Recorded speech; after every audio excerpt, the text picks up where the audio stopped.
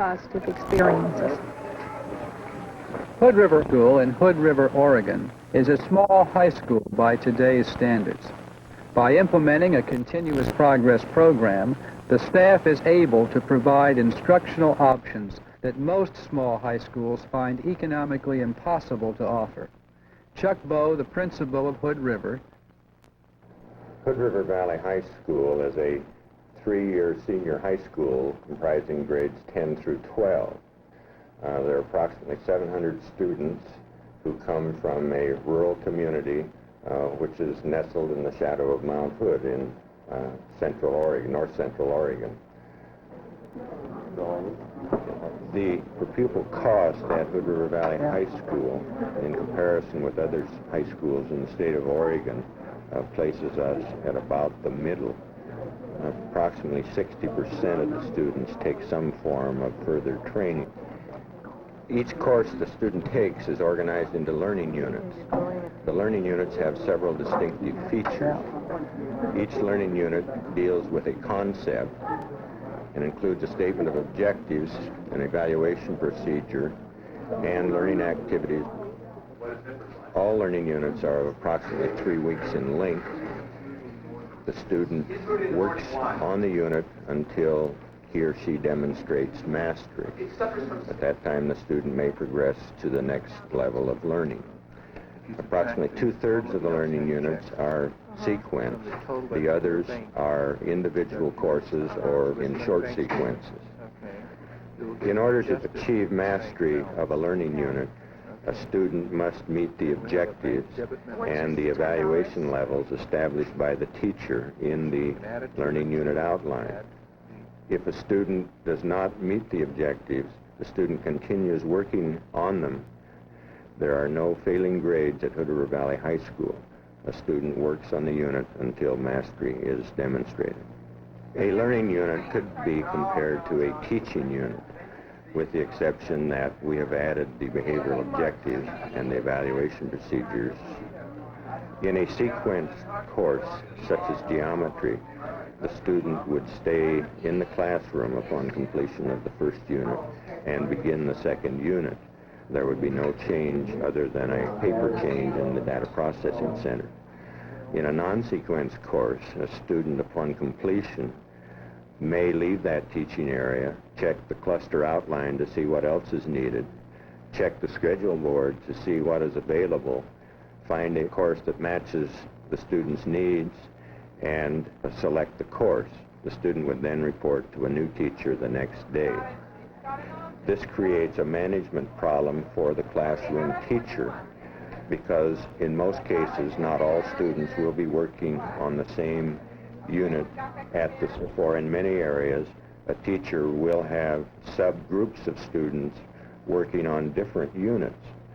This requires a different philosophy of classroom instruction than the typical lecture demonstration model.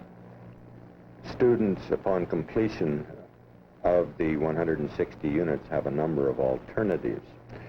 These include taking additional units beyond the minimum, and these alternatives are exercised by a number of students.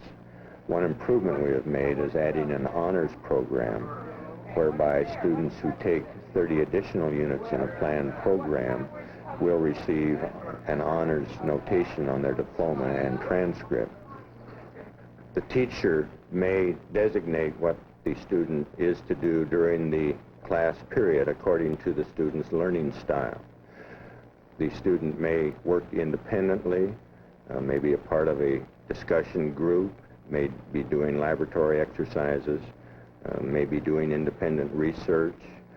However, the teacher is responsible for seeing that the student is accountable and is at task. With a few exceptions, a student at Hood River Valley High School may enter any class at any time. In classrooms throughout the building, you see different types of learning arrangements. In the art lab, a student may enter at any time and begin any unit of art. And it is not unusual to see 3 or 4 different programs occurring at one time.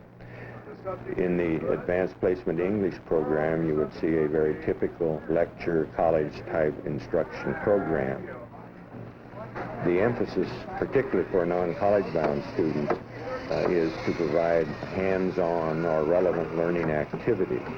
Our instructors have found many ways to do this, as evidenced by a building construction program whereby the students actually build a house. Our science teachers are working with students to develop an outdoor living science laboratory, and students are utilized in many ways throughout the building, including learning data processing, whereby they actually assist us with the work of record keeping in the school. One of the problems in any individualized program is record keeping. The computer enables our teachers to keep records without any great amount of additional effort. Computers now are reaching a point where everyone can afford them. Okay, let's talk about our proposal to increase the English requirements for each cluster, 10 additional learning units. And I know at Hood River Valley High School, we encourage the participation of all staff in decision making. I have found that an idea handed down by the principal may not always be the best one. And I've found that if you can involve all of the staff, that the ideas tend to be much better. One of the changes I have observed in the 10 years of operating this program at Hood River Valley High School is the fact that there is a great deal less distance between the teacher and the student as compared to our old, more authoritarian model. and the group. Throughout the years, we have maintained close contact with parents and continue to involve them in the workings of the school. Because continuous progress is different from most traditional approaches to education, it is important that parents are informed and involved in their child's education and the benefits it provides. When you establish a continuous progress program, you are saying essentially that all students will learn and that failure can be eliminated. One way of accomplishing this end is to consider time as a variable and not fixed for all students. Some of the classroom scenes at Hood River may have appeared rather traditional. However, in most instances, students were working on different units and different activities under the direction of a teacher. Bishop Carroll High School in Calgary, Alberta, operates a continuous progress curriculum in 9 areas of knowledge. 90% of the